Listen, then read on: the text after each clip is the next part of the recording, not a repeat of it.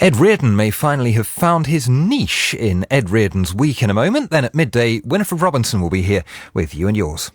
Today, the switchover from FM to DAB for national radio was meant to happen in 2015. It won't. The government is announcing right now that the switchover can't happen until the service improves and reaches enough people. We'll be speaking to the Minister in charge, Ed Vaizey, about that. Also, the online dating companies have got together to form a national association all about raising standards. So might they do more to weed out the fake profiles from people intent on conning money out of lonely hearts? We'll have them on. We plan to ask. Winifred, thank you. You and yours after the news at midday. Now on Radio 4, Ed Reardon's Week. It's the final episode of the series today, and Ed's about to become a contestant on a Radio 4 quiz.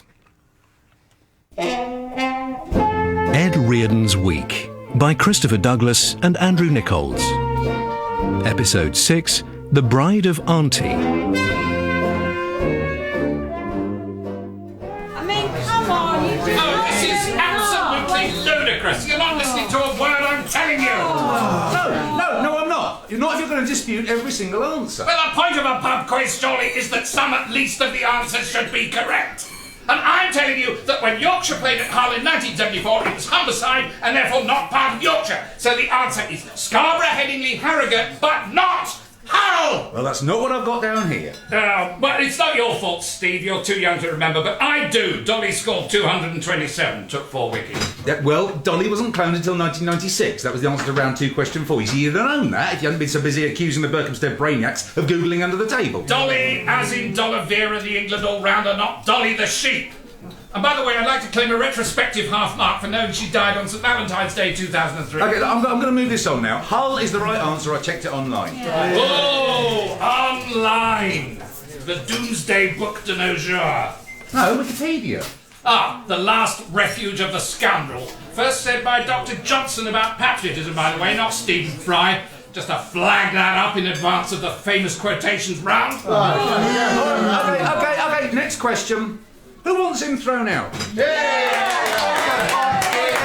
shall bow to the will of the mob. Just to save you some time in the fiendishly difficult picture section, babies 1 to 9 went on to become Prime Minister, and the other 11 are all golfers. Oh, and Tiger Woods' real name is Eldrick Todd. I knew that, you bastard. Tuesday. Not for the first time, Ed Reardon found himself a prophet without honour in his own pub. I also found myself without my fleece, necessitating an undignified return to the Lockkeeper's Arms, just as the quiz night crowd was dispersing to their comfortable homes. Had there been the question, how much has your house increased in value since the start of this round, they'd all have known the answer and played their jokers to boot. Even more galling under the circumstances was to see them clutching their undeserved prizes. Because for the freelance man of letters, there's rather more than pride at stake on a Monday evening. There's food. The answer to that, I'm afraid, Elgar, is no, I did not win the giant drum of Twiglets, and our supper, therefore, looks like being, once again, short commons. Derivation 1652, according to Brewer's Dictionary. Not, be it noted, Elgar, according to some online dictionary of biggest global facts ever, to which I would only refer if I were on the lookout for a hot babe in my area. How does stem ginger, best before last Christmas and anchovy sauce sound? It has not, of course, escaped my attention that my extensive general knowledge has not, over time, translated itself into hard cash, or indeed savoury snacks. The incurious age in which we live places ignorance at the head of the table while the well-read must scavenge for crumbs on the floor underneath.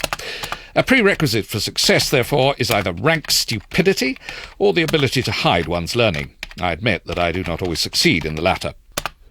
So, you made a right fool of yourself at the quiz, then? What quiz? The one they threw you out of. Stan's been telling us all about it. Blow by humiliating blow. Answered back at Steve Plant, didn't you? Oh, that quiz, yes. He did make rather a spectacle of himself, flaunting his single-figure IQ like an illiterate lifeguard on the beach of intellectual bankruptcy. Oh. Not so stupid. They haven't made him customer services manager at Sainsbury's. Mind you, he had to lose his tattoos and his tongue stud. You've got to make sacrifices if you want to get on in the world. That's the realpolitik of retail. No doubt. I didn't see you at the quiz, Stan. Well, I've gone into buy-to-let with one of the brainiacs. 4 years undefeated in Hertfordshire now. Give them half a chance, they'd sort out the Eurozone and the Middle East. Always assuming they know where that is without recourse to smartphones or iPads. Say what you like, you'll not beat them, however much you try to bend the rules and throw your weight about. That's what happens when you stay single as long as you have. Classic bachelor syndrome. Where did you hear that, Olive? 5 Live, Tony Livesey's phoning. Amazing what you can learn about life when you're waiting for your complan to heat up. You see, since your wife threw you out, you've had no one to tell you when to stop making a fool of yourself. Well, thank you all very much for that advice. Gone back into his shell, look, thinking about his ex. Which brings us somewhat relatedly to tonight's topic, the role of the outsider in literature, be it Mersh in Camus' novel of the same name, L'Étranger, Holden Caulfield in The Catcher in the Rye, and dating back to Gulliver's experiences in the lands of Brobdingnag and the Houyhnhnms. Oh, you wouldn't want to be twinned with one of them. Fancy having that on your welcome sign. Well, interestingly enough, it was an onomatopoeic caprice on the part of Swift to call the Houyhnhnms after the sound of horses whinnying or whinnying. He should go on What Do You Know? You know, the radio quiz. No, Swift died 3 centuries ago, too early for that, but only by a couple of years, I expect. Not him, you. You should go on What Do You Know? Is that thing still going? Yes, and they're holding auditions according to my brainiac sources. So you want to have a trial for it. See if you can make an even bigger fool of yourself in front of a bigger audience. If you get to meet that quizmaster, tell him I'm available and I got my own money. Oh, Neil Hardacre. I wouldn't mind making a fool of myself over him. So, anyway, L'Étranger. Oh.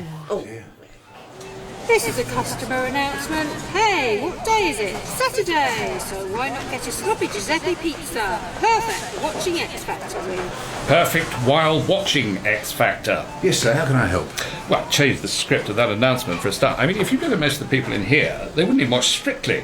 And they're a completely different demographic. Now, if you said, why not enjoy, say, a hearty Côte d'Aron with a documentary about the history of dual carriageways on BBC4, you might do some business. 2 for 1 if it's dual carriageways. Right, well, I'll pass that on to the Creative Hub. Was there anything else customer services can help you with? Well, I've had to buy this large drum of twiglets for reasons I won't bore you with which I won't bore you, and I don't seem to have been given a price match voucher. Yeah, that could be because you're not entitled to one, sir.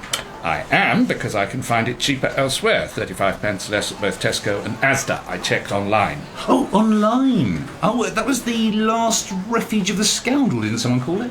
Ah, I thought you looked familiar. I didn't recognise you without your woolly hat with all the question marks round it. Well, I've got the quilted waistcoat on today, so let me look at the receipt and I'll get you sorted out. Thank you, Steve. You were served at till 24. Yeah, I heard there was trouble there.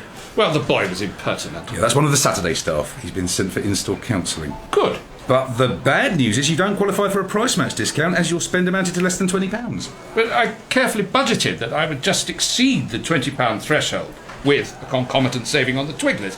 I should have a voucher saying, great news, exclamation mark, here's 35p off your next shop. But you saved 45p on the dented tin of special brew from the reduced for quick sale bin, and that took you back under the threshold. Oh, for heaven's sake, you've got an answer for everything, haven't you? Like to think so, sir? Well, I've got 2 pieces of great news for you. I won't be shopping here again, and nor will I be paying 50p to take part in your farrago of misinformation masquerading as a quiz night. That's okay. I won't be either. I'm turning pro.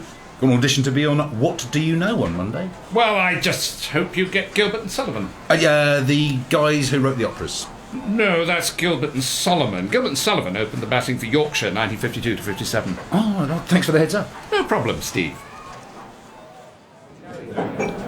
I'm not supposed to say this, Ed, but you're pretty much definitely in the home counties team for the start of Series 131. Oh, so how many years will I have to wait for that? Oh, we're recording it next week, actually, if you're available. I certainly am, Laura. Cheers.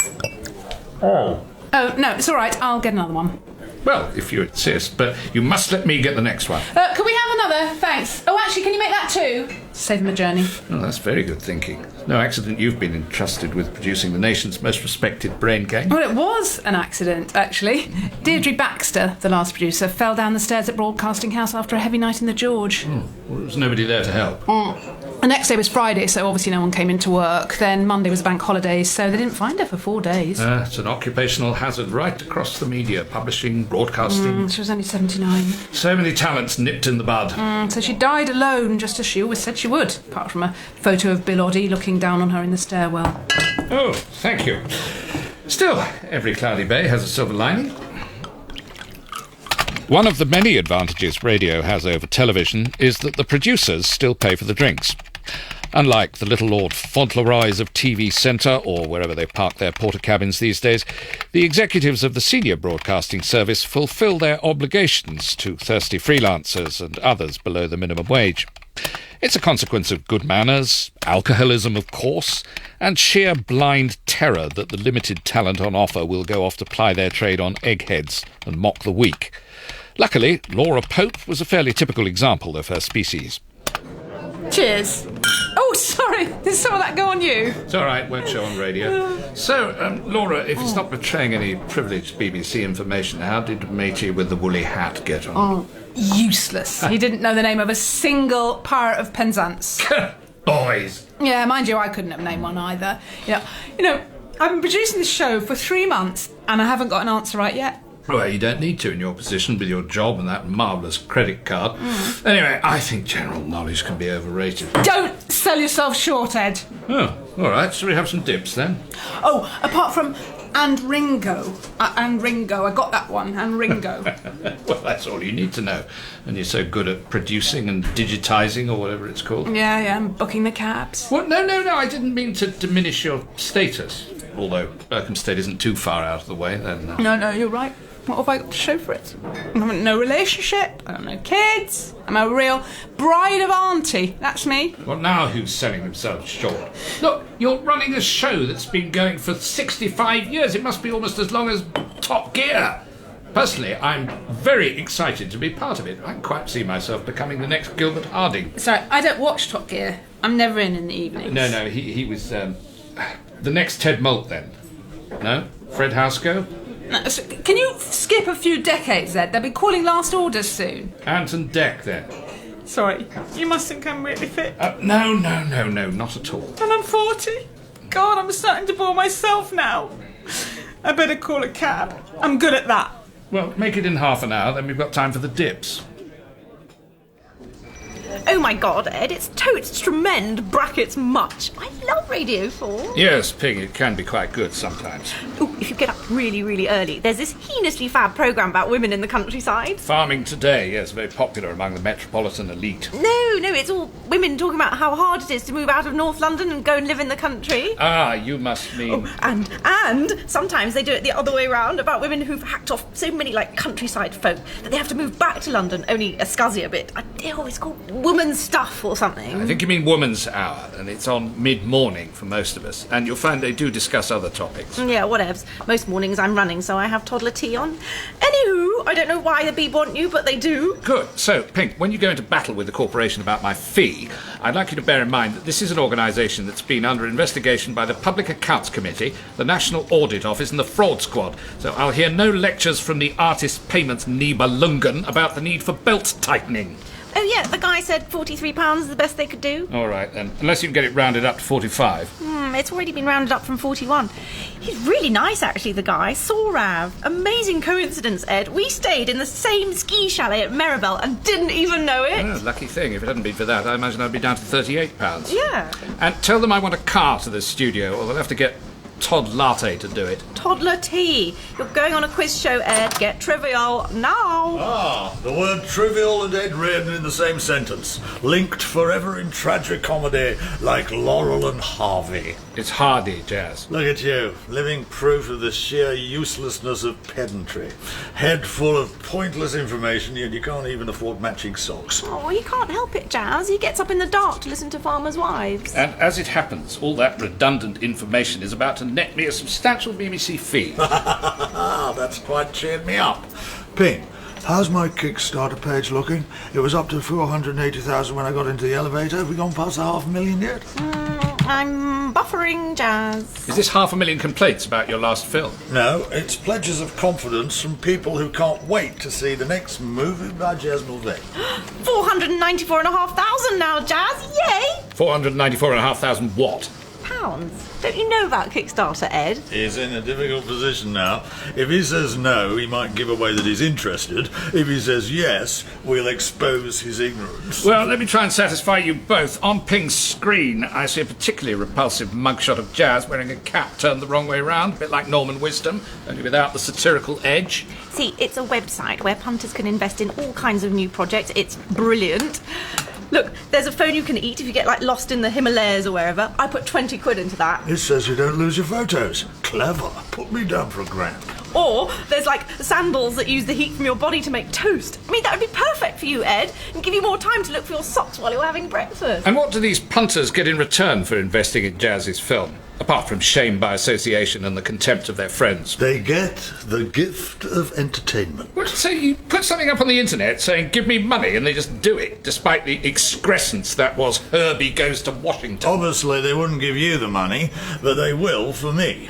I'm their memories and their dreams. The movies of Jazz Mulvey have taken them from their first dates to their anniversary outings, their Christmases and bank holidays. Not forgetting the suicides when Police Academies 11, 12 and 14 come up on Channel 5 again. Oh, you two are really sweet. You're so similar, but people treat you so differently. Everyone hurls money at Jazz, but Ed's like one of those women on the radio who fail at everything and can't afford to move back to London. Not totally unlike the plot of Jazz's seminal slice of social realism, The Prince and the Porpoise. Over 500,000 now, Jazz. First day of principal photography secured. Book the aquarium, Ping. 2 wranglers and a big bucket of fish. Let's make movies.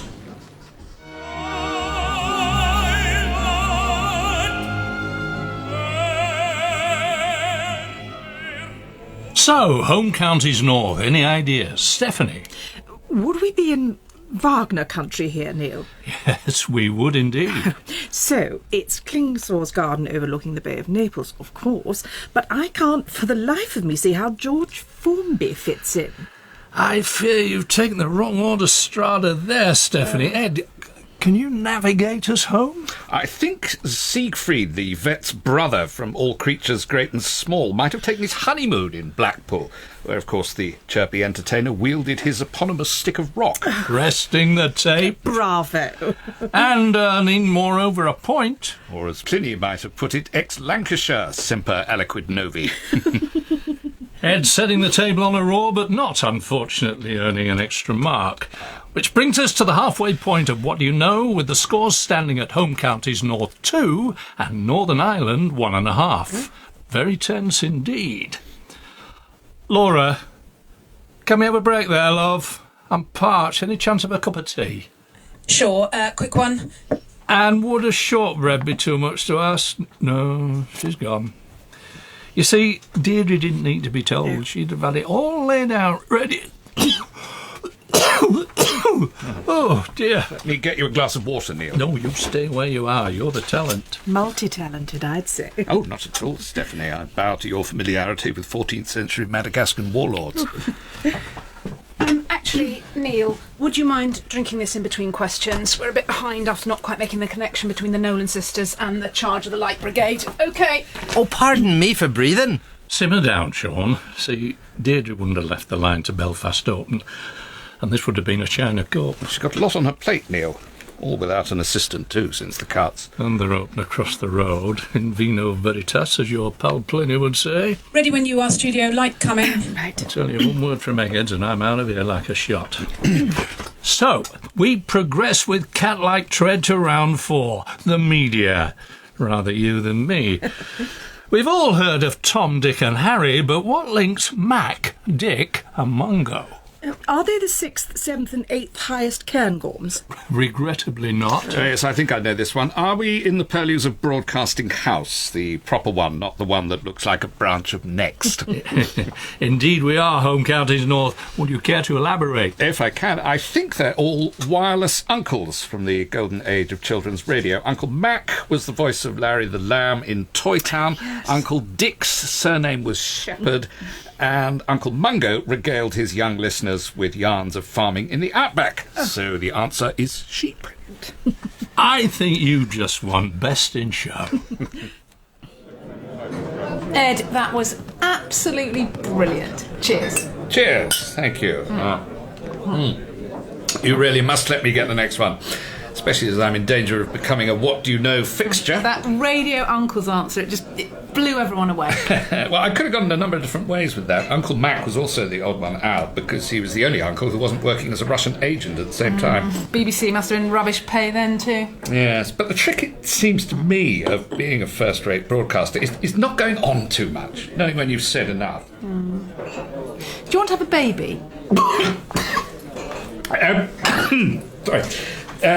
With me? Yes, I see, yes. I mean, you wouldn't have to do anything. Well, I'm surely we'd have to go to the pictures first, at least. I mean, anything afterwards. I'd bring it up. Oh, thank you. I seem to be lagging behind here in all sorts of ways.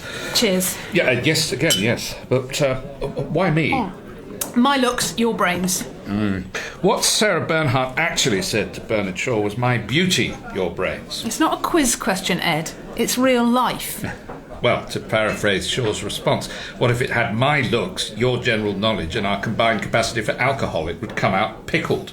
Like the start of an Ian McEwan story, poor little perisher. So is that a no? Well, no, I mean... No, it's okay. I just thought I'd ask because, I've just hit 40. OK, I don't remember the party that well, but the main thing is time is running out. Well, there must be any number of eligible swains. There's what about Chairman Neil? He's got his hands full already. Woman in every what-do-you-know region, including British forces overseas. Oh, no wonder he's after the eggheads job then. Look, it's not that I'm not flattered to be asked, but you should know I've already been through this before. Fatherhood. Absentee fatherhood, yes. After my wife Janet decided, as the BBC phrase has it, to go in a different direction. And it's not easy. They soon stop being babies and they grow up. They resent you, they won't lend you any money, you don't get invited to their weddings. No, OK, forget it. Can you bring us another bottle, please? Oh, thank you. But the next one's definitely on me. Next drink, that is. Wednesday. I felt I'd been somewhat less than gallant to Laura in the George. It wasn't that I was averse to the idea of a relationship with her, far from it, but the speed at which it seemed to be advancing, as well as the 4 bottles of Sauvignon Blanc, was making my head spin. Not wanting to jeopardise my personal or professional prospects, I felt there was some ground to be made up with Laura, which I like to think we achieved in the cab back to Euston, thanks to a detour via King's Cross and Waterloo. There you are, Elgar. Breakfast. Why are you looking at me like that? Don't worry, there's not much realistic chance of you becoming an uncle. Oh. Hello, Laura. Bad news, I'm afraid, Ed. Oh, you found someone else to take you up on your offer. Well, never mind. Was it the cab driver? He seemed a nice enough chap. Can you get down to the studio? It's really urgent. Yes, of course. Do you need me to stand in for someone? I've sent a car. Thank you. Who is it? Jenny Murray or the Reverend Richard Coles as he collapsed from overexposure? Oh, there it is. I'm on my way. Bye. Well, at this rate, Elgar, we're going to have to come up with a catchphrase. Turned out nice again. How tickled I am. Hello, good evening and welcome. That's going to spare now.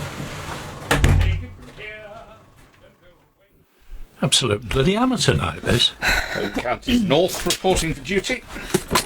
Thanks for coming in, Ed. I'll be right with you. Never happened with Deirdre. I should be doing a book signing in Harrogate. Luckily, I was staying down for the matinee of Dirty Dancing. Oh, good show, that. Oh, good. Sorry, Ed, but we've got to re-record round 4. Compliance got all twitchy about it. Oh dear, was it because I said new broadcasting house looked like Next? No, they all liked that. Me too. Very neat little dig. Thank you, Neil. Can we just listen, guys? It's Ed's answer about the wireless uncles. We can't mention Uncle Dick. Oh, no. Not him too. No. It was his payoff. When he left, the BBC gave him a £20 book token, a year's supply of gentleman's relish, and a pair of polo boots. They're just stupidly sensitive about this stuff at the moment. Oh, for heaven's sake, that was my breakthrough answer. Oh, don't worry, Ed. I'm sure you'll get the new one. Sorry, yes. Well, we're all professionals, so where would you like us to go from? Round 4. There's your replacement question, Neil. All right? OK. Thanks, everyone. It's political correctness gone absolutely mad. Oh, when was it ever sane? That's what I'd like to know. Was it when they banned Auntie from public libraries? Thank you, Northern Ireland. OK, ready, everyone? Raring to go. Light coming. So we progress with cat-like tread to round 4, the media, rather you than me. What links a fishy tale derived from Dumas, a beetle in the White House, and a blue bottle college? No idea. Let's see. Fishy tale. Oh, wasn't there a film called The Prince and the Porpoise? Was there? I don't know. And a beetle is the common name for Volkswagen. Oh, there was a very enjoyable film to which I was taken for my 60th birthday called... Oh, what was the talking car's name? Bertie. Oh, you must know that, Ed. No, I don't remember that. Herbie goes to Washington. You're cooking on lead-free gas, Stephanie. And Blue Bottle's going to school. Now, would that be Police Academy? It would, so the connection would be... Well, I don't think it really matters. It's not a proper test of intelligence. In fact, to be honest, knowing the answer to that indicates a complete lack of intelligence. Are they all films by the award-winning Jas Mulvane? Well-interrupted Northern Ireland, sending you streaking into the lead with 2.5 points. I mean, this is supposed to be a flagship quiz programme. I find it hard to believe that in 65 years he's ever descended to this bathos of trivial showbiz asininity. You might as well have Trotty True presenting it, or whatever his bloody name is. Oh, would that be the Radio 1 DJ, Toddler T, the partner of fellow presenter Annie Mack? Thanks very much, everyone. That's great. I'm sure we can edit that in. Better right. Dog's dinner the scoring, though. Bit early, but anyone fancy a drink? No! So, because you shouted at everybody, Ed, they had to cut that round out, so Sorav says they have to reduce your fee to £32.50. Oh, really? To be fair, he has got a point. I mean, they had to play, almost a whole opera to cover the gap. So who's getting the extra £11.50? Bloody Wagner again, I bet. On the subject of epic quests, Ping, I noticed that the Kickstarter fund for my next book hasn't yet received the pledge you promised me. Yeah.